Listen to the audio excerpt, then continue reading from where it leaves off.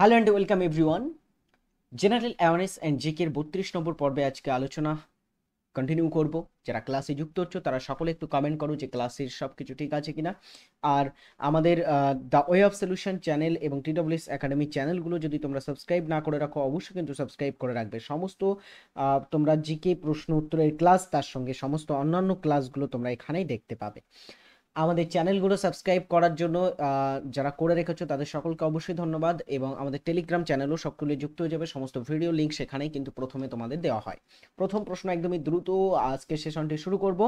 প্রথম প্রশ্ন স্ক্রিনে, ঈশ্বরগুপ্ত সেতু কোন নদীর উপর অবস্থিত? ঈশ্বরগুপ্ত সেতুটা এটা কোন নদীর উপরে আছে? জলঙ্গি, দামোদর, অজয় এবং হুগলি নদী।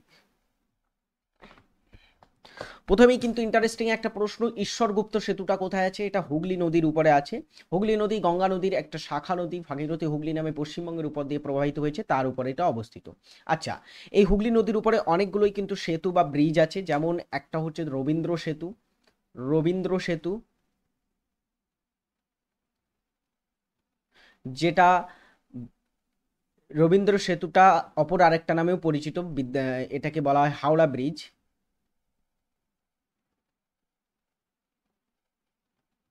এটা হাওড়া সেতু নামেও পরিচিত রবীন্দ্র সেতুটা। আর একটা হচ্ছে তোমার বিদ্যাসাগর সেতু। বিদ্যাসাগর সেতু এটা দ্বিতীয় হুগলি সেতু নামে পরিচিত। দ্বিতীয় হুগলি সেতু। এছাড়া হুগলি সেতু এগুলি অবস্থিত হচ্ছে, ভেরি ইম্পর্টেন্ট, এগুলি অবস্থিত হচ্ছে হুগলি নদীর উপরে, কলকাতায়। কোন রাজ্য সরকার সম্প্রতি মুখ্যমন্ত্রী বাল পৌষ্টিক আহার যোজনা চালু করেছে? কোন রাজ্যের সরকার মুখ্যমন্ত্রী বাল পৌষ্টিক আহার যোজনা চালু করেছে? রাজস্থান, উত্তরপ্রদেশ, হিমাচল প্রদেশ এবং গুজরাট। সঠিক উত্তরটা হচ্ছে সম্প্রতিকালে হিমাচল প্রদেশ রাজ্যের মুখ্যমন্ত্রী বাল পৌষ্টিক আহার যোজনা চালু করেছে। এখানে একটু তোমরা বলবে হিমাচল প্রদেশের বর্তমান মুখ্যমন্ত্রী কে? বর্তমান মুখ্যমন্ত্রী কে? যেহেতু তিনি চালু করেছেন তো তার নামটা কিন্তু আমাদের জেনে রাখতে হবে। তিনি হচ্ছেন সুখবিন্দর সিং।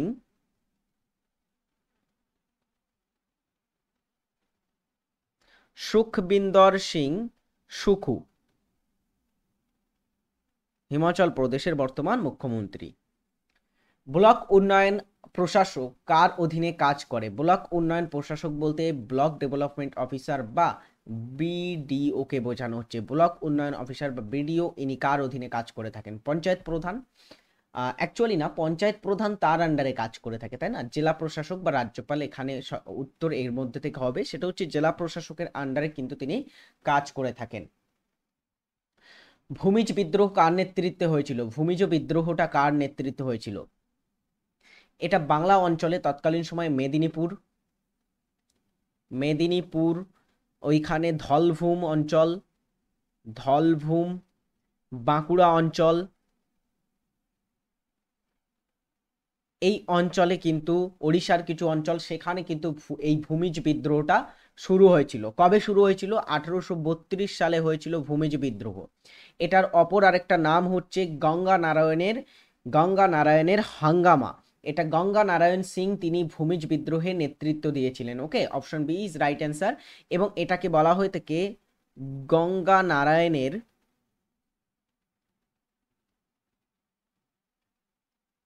হাঙ্গামা। কবে হয়েছিল গঙ্গা নারায়ণের হাঙ্গামা? 1832 সালে এটা শুরু হয়েছিল। নিচের কোন রাশিটি এসআই এককের নামকরণ করা হয়েছে ব্লেইজ পাস্কালের নামে? পাস্কালের নামে কোন এসআই একক, রাশির এসআই এককের নামকরণ করা হয়েছে? চাপ এখানে সঠিক উত্তর হবে, কারণ চাপের এসআই এককের নাম আমরা জানি পাস্কাল হচ্ছে চাপের এসআই একক। মারাঠা যুদ্ধ, প্রথম ইঙ্গো মারাঠা যুদ্ধ ইংরেজ এবং মারাঠাদের মধ্যে সংঘটিত হয়েছিল। তো প্রথম ইঙ্গো মারাঠা যুদ্ধটা কবে হয়েছিল?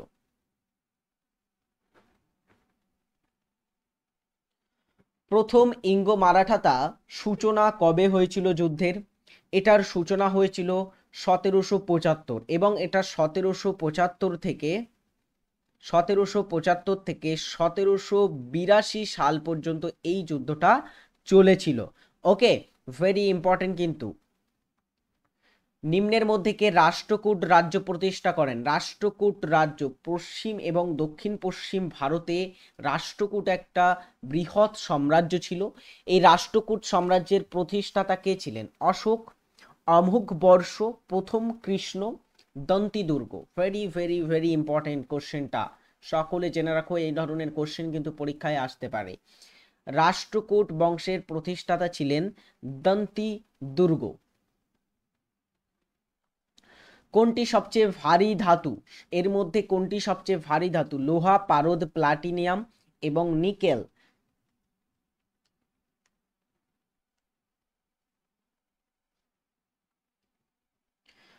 এর মধ্যে সব থেকে ভারী ধাতু হচ্ছে পারদ ধাতু, সব থেকে ভারী ধাতু। ঠিক আছে, পারদ একটা তরল ধাতু, আমরা জানি সাধারণ উষ্ণতায় এটা তরল অবস্থায় থাকে। সো এটাও কিন্তু ধাতুর মধ্যে পড়ে, এটা কিন্তু খুবই ভারী পরিমাণের ভারী প্রকৃতির ধাতু। আচ্ছা, হালকা ধাতু বললে কি হবে? হালকা ধাতু কোনটি বলতো? সেটা হচ্ছে লিথিয়াম। লিথিয়াম হচ্ছে সবচেয়ে হালকা ধাতু। ওকে, নিচে প্রদত্ত পদগুলির বিভিন্ন সংমিশ্রণের মধ্যে কোনটি প্রাণী কোষের প্রসঙ্গে পদগুলির সঠিক সংমিশ্রণ হলো? মানে প্রাণী কোষের সঙ্গে কোনটি এখানে সঠিকভাবে মিলছে? দেখো, এখানে বিভিন্ন কোষ অঙ্গাণু নাম দেওয়া আছে, যেমন নিউক্লিয়াস, প্লাস্টিড, কোষের ঝিল্লি এবং কোষ প্রাচীর। সো এখানে প্রথমটাই যদি আমরা দেখি, প্লাস্টিড এবং কোষ প্রাচীর দুটোই কিন্তু থাকে উদ্ভিদ কোষে। যদি উদ্ভিদ কোষ হয় সেখানে থাকে প্লাস্টিডের উপস্থিতি, ক্রোমোপ্লাস্ট, লিউকোপ্লাস্ট, তারপরে হচ্ছে তোমার এই সমস্ত প্লাস্টিড বা যেগুলোকে রঞ্জক বলা হয় এইগুলো থাকে। এছাড়া কোষ প্রাচীরও কিন্তু উদ্ভিদ কোষে থাকে। এখানে নিউক্লিয়াস, এখানেও কোষ প্রাচীর আছে, এটাও কিন্তু সঠিক হবে না। কোষের ঝিল্লি, ক্রোমোজোম, রাইবোজোম এবং মাইটোকন্ড্রিয়া ইজ সঠিক। এখানে right answer option C is right answer. কোষের ঝিল্লি, রাইবোজোম, ক্লোরোপ্লাস্ট। দেখো এখানে আবার ক্লোরোপ্লাস্টে নাম দেওয়া আছে, ক্লোরোপ্লাস্ট কিন্তু উদ্ভিদ কোষে থাকে। সো এখানে সঠিক উত্তর কিন্তু হবে অপশন সি। এখানে কোষের ঝিল্লি, ক্রোমোজোম, রাইবোজোম, মাইটোকন্ড্রিয়া এগুলি প্রাণী কোষে থাকে। ডুরান্ড কাপ 2024-এ ডুরান্ড কাপ কোন দল জিতলো? সম্প্রতি ডুরান্ড কাপের ফাইনাল খেলা হয়েছে সম্প্রতিকালে, তো ডুরান্ড কাপটা কে জিতেছিল? আচ্ছা, ডুরান্ড কাপ সম্পর্কে একটু বলে রাখি। ডুরান্ড কাপটা হচ্ছে এশিয়া তথা ভারতের প্রাচীনতম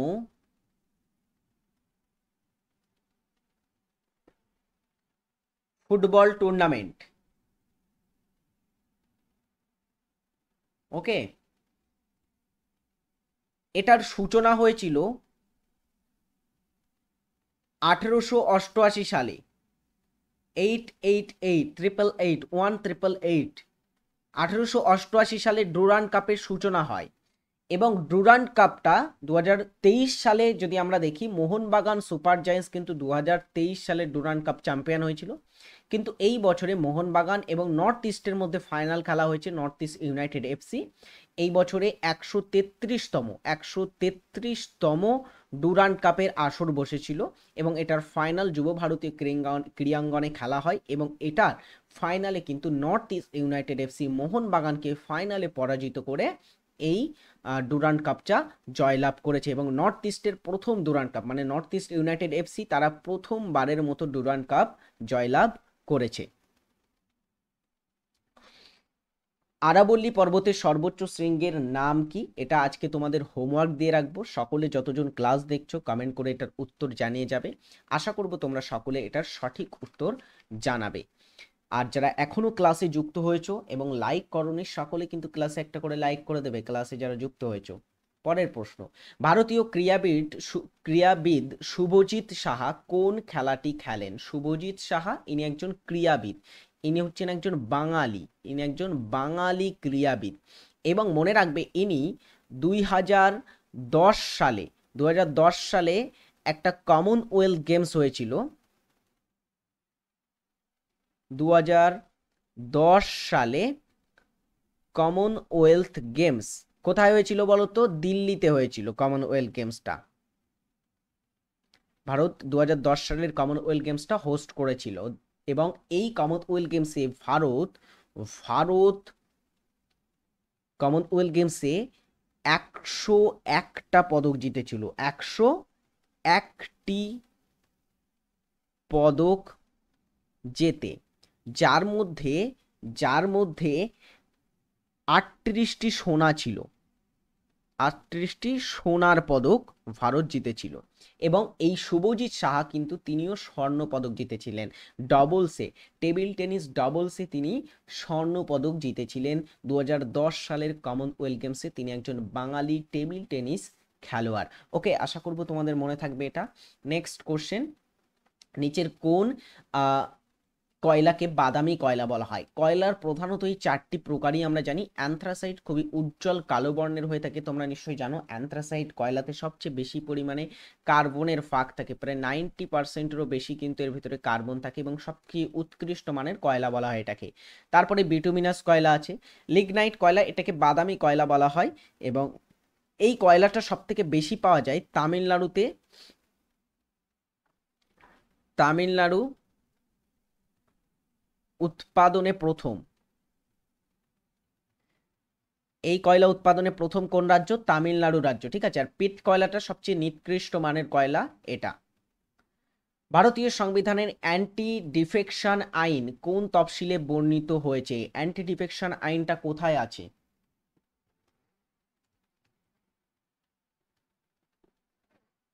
ভারতের সংবিধানে 12টি তফসিল আছে। এর মধ্যে অ্যান্টি ডিফেকশন আইন বা দল ত্যাগ বিরোধী আইন, অ্যান্টি ডিফেকশন আইন বলতে দল ত্যাগ বিরোধী আইনটাকে বোঝানো হচ্ছে, 10ম তফসিলে আছে। 9ম তফসিলে তোমরা নিশ্চয়ই জানো ভূমি রাজস্ব সংক্রান্ত বিষয়। 8ম তফসিলে 22টি স্বীকৃত ভাষা, এবং 7ম তফসিলে কেন্দ্র এবং রাজ্যের মধ্যে আইনি ক্ষমতার বিভাজন বা আইনি তোমার ক্ষমতার বন্টন, ঠিক আছে। এটা 7ম তফসিলে আছে। এবারে দেখো অ্যান্টি ডিফেকশন আইন এটা কবে বলো তো ভারতের সংবিধানে যুক্ত করা হয়েছিল? এটা তোমার 1985 সালে একটা সংবিধান সংশোধন হয়েছিল, যেটার নাম হচ্ছে 52তম সংবিধান সংশোধনী।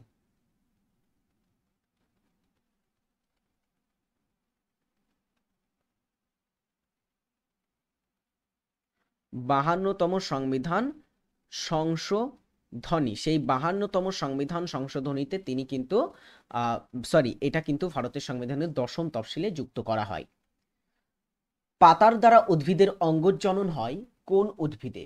পাতার দ্বারা অঙ্গজ জনন মানে কোনো একটা উদ্ভিদের কোনো একটা অংশ, সেটা যখন কোথাও ফেলে দেওয়া হয়, সেখান থেকে আবার যদি নতুন উদ্ভিদ, সেই উদ্ভিদ সেম বৈশিষ্ট্যের উদ্ভিদ জন্ম নেয়, সেটাকে অঙ্গজ জনন বলা হয়। যেমন তোমরা যদি একটা জবার ডাল কেটে কোথাও পুঁতে দাও, সেখান থেকে কিন্তু নতুন জবা গাছ হতে পারে, এটা ডালের কারণে তোমার এখান থেকে অঙ্গজনন হয়। কিন্তু এমন একটা গাছ আছে যাদের পাতা কেটে দিলে না শুধু পাতা থেকে অঙ্গজনন হয়, সেই উদ্ভিদটির নাম হচ্ছে পাথরকুচি। পাথরকুচি উদ্ভিদের কিন্তু পাতা থেকে নতুন উদ্ভিদ জন্ম নেয়। দিদওয়ানা হ্রদ কোথায় অবস্থিত?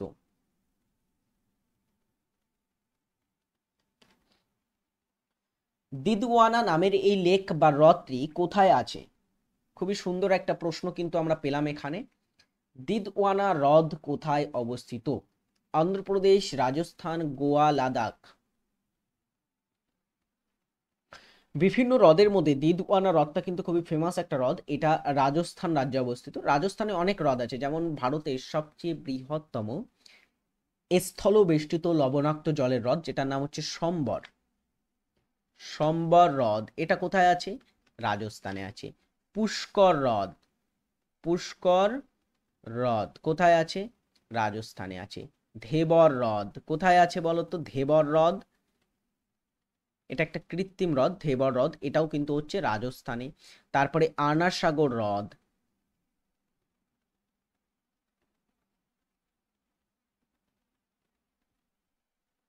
কোথায় আছে এগুলি হচ্ছে সবই রাজস্থান রাজ্যে অবস্থিত হ্রদ। ডিয়ার স্টুডেন্টস, বর্তমানে TWS একাডেমিতে আমাদের এই সমস্ত ব্যাচগুলো চলছে। প্রতিদিনের মতো আজও একটু বলে রাখি, তোমাদের TWS একাডেমি অ্যাপে তোমরা ভর্তি হলে সেখান থেকে আমাদের কাছ থেকে সেরা চাকরির প্রিপারেশন নিতে পারবে। স্পেশাল অফারের মধ্যে তোমরা এই ব্যাচগুলো নিতে পারবে বর্তমানে, যেখানে combo foundation batch, practice batch এবং এসএসসি রেলের প্র্যাকটিস ব্যাচ। এবং যদি কেউ রেকর্ডেড ব্যাচ নিতে ইচ্ছুক হও তো তোমরা রেকর্ডেড ব্যাচেও যুক্ত হতে পারবে। টেটের ব্যাচ আছে, যারা টেটের প্রিপারেশন নিচ্ছে, তোমার কোনো বন্ধু বান্ধব তাদেরকে তোমরা রিকমেন্ড করতে পারো টেটের ব্যাচটা। তো এখানে TWS একাডেমি বিগত কয়েক বছর ধরে সেরা চাকরির প্রস্তুতি দিয়ে আসছে। এখান থেকে TWS একাডেমিতে প্রচুর স্টুডেন্ট সাকসেস পেয়েছে এবং এখানে তোমরা ভর্তি হলে কিন্তু পড়াশুনোটা দুর্দান্ত করতে পারবে, এটা আমরা গ্যারান্টি দিয়ে বলতে পারি। তো অবশ্যই সকলে TWS একাডেমি অ্যাপটি ডাউনলোড করো। গুগল প্লে স্টোর অথবা ডিসক্রিপশানে লিঙ্ক দেওয়া রইলো, সেখানে ক্লিক করে তোমরা ডাউনলোড করতে পারবে এই অ্যাপটি এবং নিজের নাম আজই এনরোল করো এবং চাকরি পাওয়ার জন্য এক ধাপ এগিয়ে যাও। পরের প্রশ্নতে আমরা আসবো। নেক্সট কোশ্চেনটার উত্তর সকলে একটু কমেন্ট করে জানিয়ে দাও।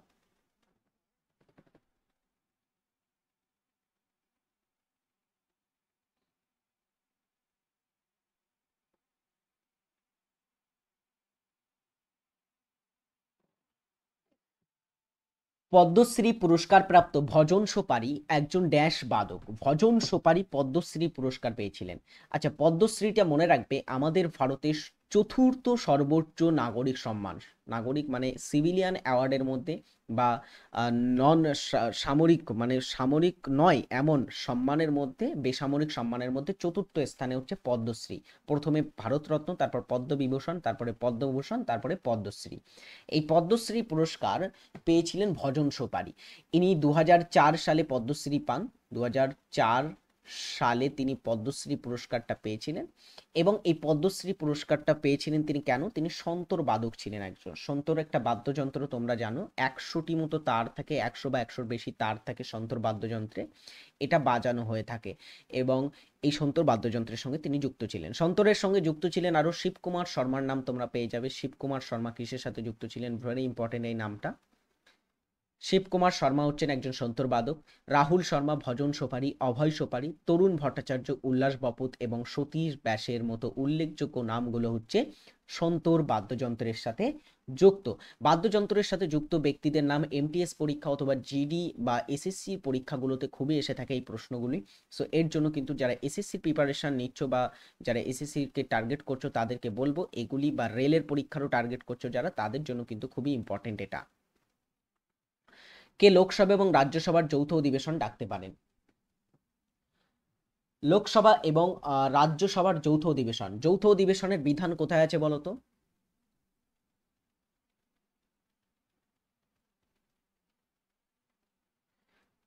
যৌথ অধিবেশনের বিধান আছে কোথায়?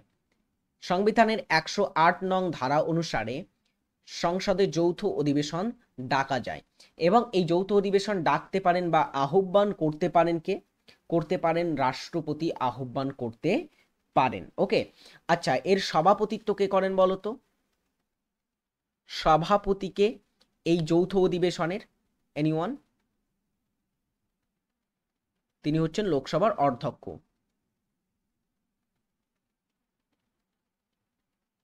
যৌথ অধিবেশনের সভাপতিত্ব করে থাকেন লোকসভার স্পিকার। আর্দ্র অ্যামোনিয়া শুষ্ককরণের কাজে ব্যবহৃত হয় HCl, হাইড্রোক্লোরিক অ্যাসিড, তারপরে হচ্ছে CaO, কুইক লাইম বলা হয় CaO, বা এটাকে আমরা কি বলে থাকি? Quick lime. কুইক লাইম বা পোড়া চুন বলা হয়ে থাকে CaO, ক্যালসিয়াম অক্সাইডকে, ক্যালসিয়াম অক্সাইডের অপর নাম। হ্যাঁ, সো আর্দ্র অ্যামোনিয়া, অ্যামোনিয়া হচ্ছে NH3 অ্যামোনিয়া। অ্যামোনিয়াকে শুষ্ককরণ করতে ব্যবহার করা হয় কি? কুইক লাইমকে ব্যবহার করা হয়ে থাকে বা ক্যালসিয়াম অক্সাইডকে ব্যবহার করা হয়। ওকে, পরের প্রশ্ন। সোন নদীটি কোন নদীর উপনদী? সোন নদী এটা কোন নদীর উপনদী?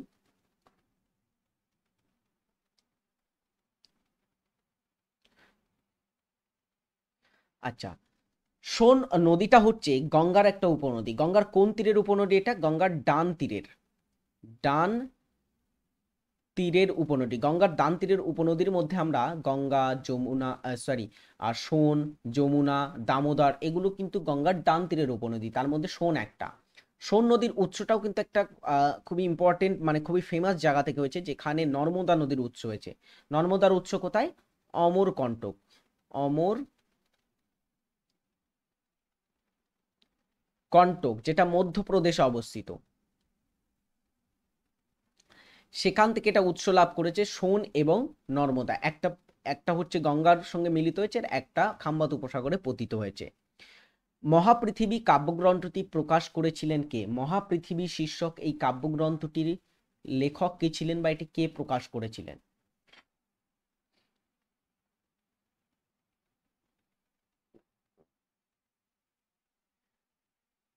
মহাপৃথিবী শীর্ষক কাব্যগ্রন্থটির লেখক ছিলেন বাংলার রূপসী বাংলার কবি নামে খ্যাত জীবনানন্দ দাশ। জীবনানন্দ দাশের কিছু ফেমাস তোমার কাব্যগ্রন্থের নাম মনে রাখবে: ধূসর পাণ্ডুলিপি, ধূসর পাণ্ডুলিপি তার কাব্যগ্রন্থ। এছাড়া যদি দেখা যায় ঝরা পালক, রূপসী বাংলা, রূপসী বাংলা তার লেখা কিন্তু কাব্যগ্রন্থ। এছাড়া বনলতা সেন, এই সবগুলোই কিন্তু তার লেখা কাব্যগ্রন্থ। আরও তিনি অনেক কাব্যগ্রন্থ লিখেছিলেন, এগুলো একটু উল্লেখযোগ্য কাব্যগ্রন্থ তো বলে দিলাম।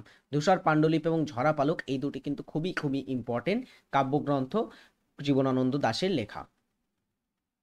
অশ্রুর জীবাণু ধ্বংস করে কোন উৎসেচক? অশ্রু, আমাদের যে চোখের অশ্রু আছে, চোখের জল, সেই চোখের অশ্রুতে তোমার একটা উৎসেচক থাকে যেটা চোখের জীবাণুকে ধ্বংস করে থাকে। কোন জীবাণুটা? লাইপেজ, টায়ালিন, লাইসোজাইম এবং পেপসিন।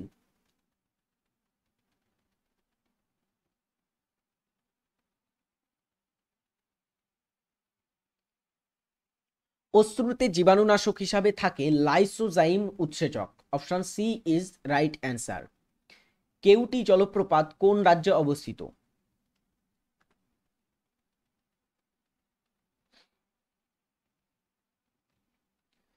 কেউটি একটা জলপ্রপাত, এটা কোথায় অবস্থিত?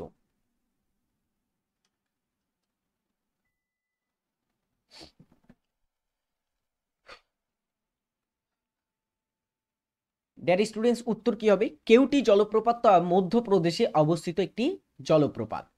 কেউটি জলপ্রপাতটা মধ্যপ্রদেশে একটা নদী, খুবই মানে ছোট্ট একটা নদী, যেটার নাম হচ্ছে মোহনা নদী। মোহনা নদী, এই নদীর উপর অবস্থিত।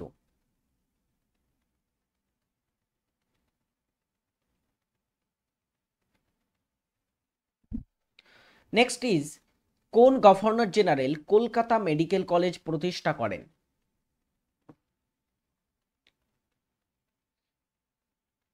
কোন গভর্নর জেনারেল এখানে কলকাতা মেডিকেল কলেজটা প্রতিষ্ঠা করেছিলেন? সঠিক উত্তর হচ্ছে Lord William Bentinck. Lord William Bentinck কবে এটা প্রতিষ্ঠিত করেছিলেন বলতো? যদি বলা হয় Lord William Bentinck Kolkata medical college কবে প্রতিষ্ঠা করেছিলেন, বা কলকাতা মেডিকেল কলেজ কবে এটা প্রতিষ্ঠিত হয়েছিল, সঠিক উত্তর হচ্ছে 1835 সালে কলকাতা মেডিকেল কলেজ প্রতিষ্ঠিত হয়েছিল। নিম্নের কে সম্প্রতি লোকপালের সচিব হিসাবে নিয়োগ করা হয়েছে? কাকে? একজন ব্যক্তিকে লোকপালের সচিব হিসাবে সম্প্রতিকালে নিযুক্ত করা হয়েছে, তিনি কে? লোকপাল। লোকপালটা কেন গঠন করা হয়েছিল বলতো? লোকপাল লোকায়ত বিল 2013 সালে পাশ হয়েছিল। তোমার আমলাতন্ত্র বা যে আমাদের সরকারি অফিসারদের মধ্যে দুর্নীতি দমনের জন্য কিন্তু এই লোকপাল তৈরি করা হয়েছিল। লোকপালের লোকপালে একজন চেয়ারম্যান থাকেন। লোকপালের প্রথম চেয়ারম্যান কে ছিল বলতো? প্রথম চেয়ারম্যান, এটা একটু কমেন্ট করে জানাও। আর যারা এখন উত্তর করলে তাদের উত্তরটা একটু বলে রাখি। প্রদীপ কুমার ত্রিপাঠীকে সম্প্রতি লোকপালের সচিব হিসাবে নিযুক্ত করা হয়েছে। লোকপালের প্রথম চেয়ারম্যান যিনি ছিলেন তিনি হচ্ছেন পিনাকি চন্দ্র ঘোষ। পিনাকি চন্দ্র ঘোষ, ইনি লোকপালের প্রথম চেয়ারম্যান ছিলেন। আচ্ছা, বর্তমান চেয়ারম্যান কে বলতো? বর্তমান চেয়ারম্যান, তো লোকপালের বর্তমান চেয়ারম্যান হচ্ছে অজয় মানিক রাও খনওয়ালকার।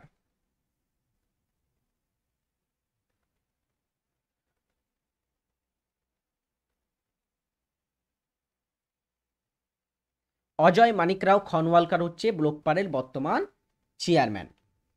সাবমেরিন কে আবিষ্কার করেছিলেন? সাবমেরিন বা যেটা ডুবোজাহাজ, সেই ডুবোজাহাজটা কে আবিষ্কার করেছিলেন? সাবমেরিনের আবিষ্কারক ছিলেন কর্নেলিস ড্রেবেল। কর্নেলিস ড্রেবেল। নেক্সট কোশ্চেনের উত্তরটা করো, সকলে কমেন্ট করে জানিয়ে দাও এটা। The institution of banking personal selection, IBPS, কত সালে প্রতিষ্ঠিত হয়?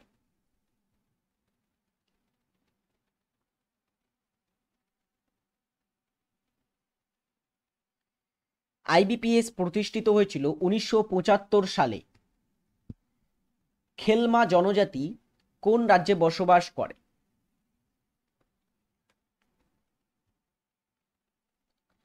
খেলমা নামে একটা জনজাতি ভারতের একটা আমাদের রাজ্যে বসবাস করে থাকে। কোন রাজ্যে বসবাস করে? দ্রুত দ্রুত অ্যান্সার হবে এই প্রশ্নটার।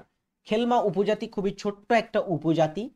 এরা সাধারণত উত্তর পূর্ব ভারতে বসবাস করে, যার মধ্যে অসম রাজ্যে এদের বিশেষ করে দেখা যায়। অসম, তারপরে তোমার মণিপুর রাজ্যেও কিন্তু বসবাস করে থাকে খেলমা উপজাতি। ওকে। কাতলা মাছের বৈজ্ঞানিক নাম কি? ভেরি ইম্পর্টেন্ট কিন্তু প্রশ্নটা। কাতলা মাছের বৈজ্ঞানিক নাম কি? বৈজ্ঞানিক নাম থেকে কিন্তু ডব্লিউবিসিএস পরীক্ষায় খুবই প্রশ্ন দিয়ে থাকে। তো কাতলা মাছের বৈজ্ঞানিক নাম কি?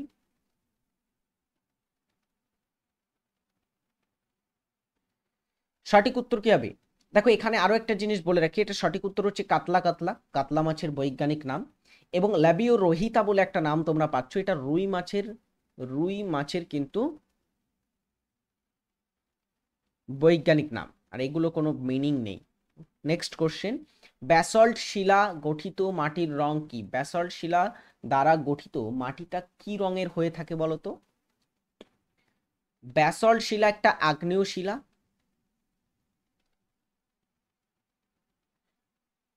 এই ব্যাসল্ট শিলাটা দ্বারা গঠিত মাটি কিন্তু হয়ে থাকে কালো রঙের। এই কারণে মহারাষ্ট্র বা যেটা ডেকান ট্রাপ অঞ্চলের মৃত্তিকা কিন্তু কালো প্রকৃতির হয়। দ্য রিপাবলিক গ্রন্থের লেখককে? লাস্ট প্রশ্ন আজকে সেশনে। দ্য রিপাবলিক শীর্ষক গ্রন্থটি কে লিখেছিলেন? দ্য রিপাবলিক গ্রন্থটি লিখেছিলেন গ্রিক দার্শনিক প্লেটো। দ্য রিপাবলিক গ্রন্থের লেখক ছিলেন। চলো আজকের ক্লাসটি আজকের মতো এখানেই শেষ করব। সো অবশ্যই যারা ক্লাসটি শেষ পর্যন্ত দেখলে কমেন্ট করে সকলে জানাবে ক্লাসটি কেমন লাগলো। অবশ্যই তোমার ফিডব্যাক জানাতে ভুলবে না। আর হোমওয়ার্কের যে অ্যান্সারটা দিলাম না, এটার উত্তর কিন্তু প্রতিদিনই করতে কিন্তু এটা ভুলবে না। ভালো থাকবে সকলে, পরের দিনের ক্লাসে দেখা হবে। Tata, by.